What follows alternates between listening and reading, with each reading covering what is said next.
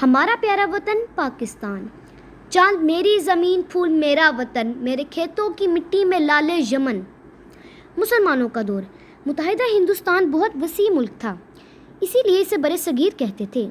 مسلمانوں کی آمد سے پہلے یہاں ہندوؤں کی حکومت تھی۔ 712 میں محمد بن قاسم نے سندھ کو فتح کر کے یہاں اسلامی حکومت کی بنیاد رکھی۔ پھر رفتہ رفتہ تمام ہندوستان مسلم سلطنت کے ماتحت آ گیا۔ مسلمانوں نے 750 سال تک اس ملک پر نہایت شان و شوکت کے ساتھ حکومت کی۔ غلامی کا دور۔ وقت کے ساتھ ساتھ مسلم حکومت زوال کا شکار ہو گئی۔ اپنوں کی غلطیوں اور دشمن کی سازشوں کی وجہ سے یہاں انگریزوں کو قدم جمانے کا موقع مل گیا اور انہوں نے قریباً 200 سال تک یہاں کے باشندوں کو غلامی کی زنجیروں میں جکڑے رکھا۔ غلامی کا یہ دور بدترین تھا۔ سب سے زیادہ ظلم مسلمانوں پر ہوا کیونکہ انگریزوں نے حکومت مسلمانوں سے چھینی تھی۔ تحریک آزادی۔ آخر کار مسلمانوں میں غلامی کی زنجیروں کو توڑنے اور آزادی حاصل کرنے کا جذبہ پیدا ہوا۔ ان میں بہت سے ایسے رہنما پیدا ہوئے جنہوں نے مسلمانوں میں آزادی کی طرف پیدا کی۔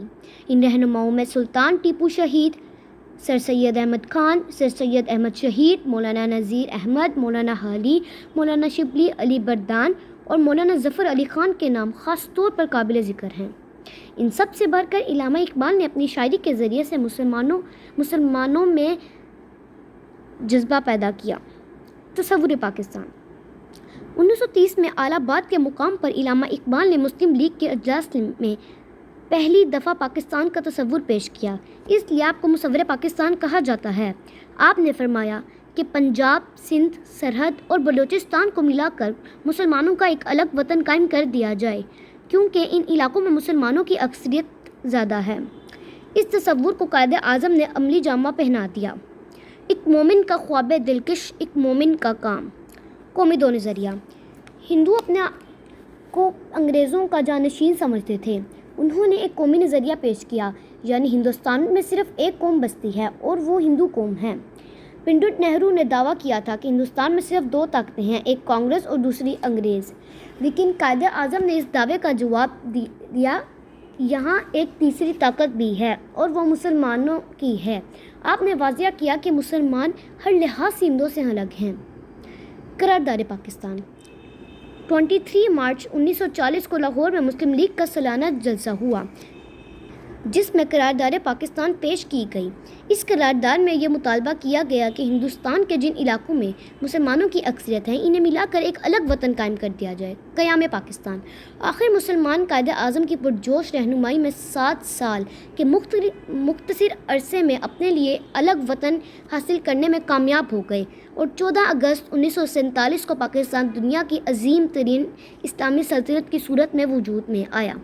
قائد اعظم پاکستان کے پہلے گورنر جنرل بنے اور آپ نے اپنی بیماری کی پرواہ کیے بغیر پاکستان کی بنیادیں مضبوط بنا دیں۔ قیام پاکستان کا مقصد۔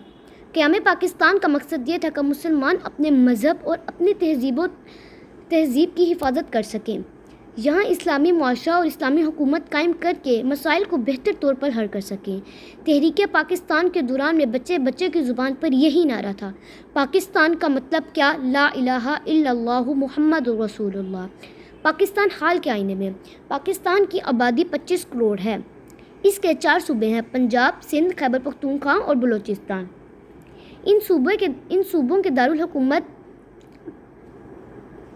بال ترتیب لاہور، کراچی اور کوئٹہ ہے۔ پاکستان کا پہلا دارالحکومت کراچی تھا لیکن اب اسلام آباد ہے۔ پاکستان کی قومی زبان اردو ہے۔ پنجابی، سندھی، پشتو اور بلوچی علاقائی زبانیں ہیں۔ پاکستان کی زیادہ تر آبادی ناخواندہ یعنی ان پڑھ ہے۔ اب تعلیم عام ہو رہی ہے۔ پاکستان کو اللہ تعالیٰ نے ہر طرح کے بے پناہ قدرتی وسائل سے نوازا ہے۔ پاکستانی فوج دنیا کی بہترین افواج میں شمار ہوتی ہے۔ پاکستان کا مستقبل۔ پاکستان کا مستقبل روشن ہے۔ پاکستان کے باشندوں اور خصوصاً نوجوانوں کو اسے ایک مضبوط، خوشحال اور ترقی یافتہ ملک بنانے کے لیے سخت محنت کرنا چاہیے۔ پاکستان اسلام کا قلعہ ہے۔ یہ نہ صرف اس خطے کے مسلمانوں کے لیے بلکہ تمام عالم اسلام کے لیے ایک مضبوط سہارا ہے۔ پاکستان دنیا بھر میں مسلمانوں کو متحد کرنے کے لیے اہم کردار ادا کرتا ہے، جیسا کہ قائد اعظم نے فرمایا کہ پاکستان اتحاد عالم اسلام کی چابی ہے۔ ہم لائے ہیں طوفان سے کشتی نکال کے، اس ملک کو رکھنا میرے بچوں سنبھال کے۔ شکریہ۔